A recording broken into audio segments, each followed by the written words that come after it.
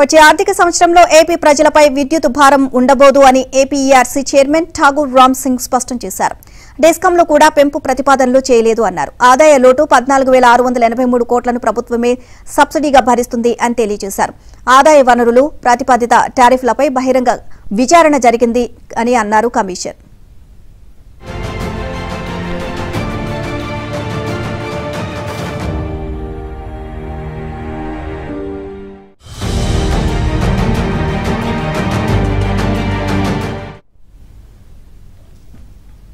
రెండు 2025-26లో సుమారు 14,683 కోట్లు లోటు ఉంటుందని, ఆ మొత్తాన్ని ప్రభుత్వమే సబ్సిడీగా భరిస్తుంది.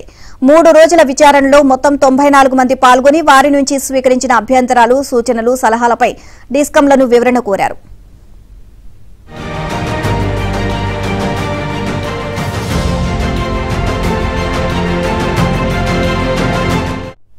మరోవైపు వ్యవసాయ రంగానికి 9 గంటల ఉచిత విద్యుత్ను పగటిపూటే అందిస్తామని ఏపీ ప్రభుత్వం ప్రకటించింది.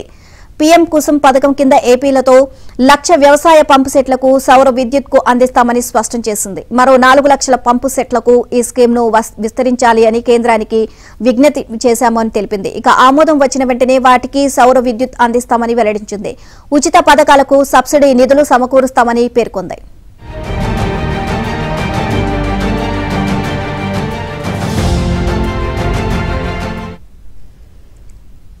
2024 నాటికి విద్యుత్ రంగంలో 71,762 కోట్ల పైబడి అప్పులు ఉన్నాయని, 29,377 కోట్ల నష్టాలు ఉన్నాయని తెలిపారు.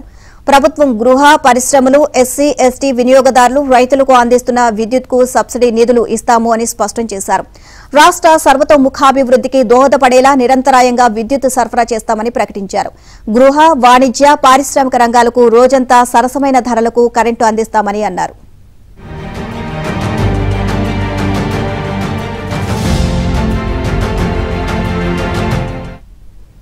ప్రభుత్వం ప్రకటించిన విధంగా ఆక్వా, ఎస్సీ, ఎస్టీ కాలనీలు, వివిధ రంగాలకు సబ్సిడీపై విద్యుత్ ఇవ్వడానికి కట్టుబడి ఉన్నట్లు తెలిపారు.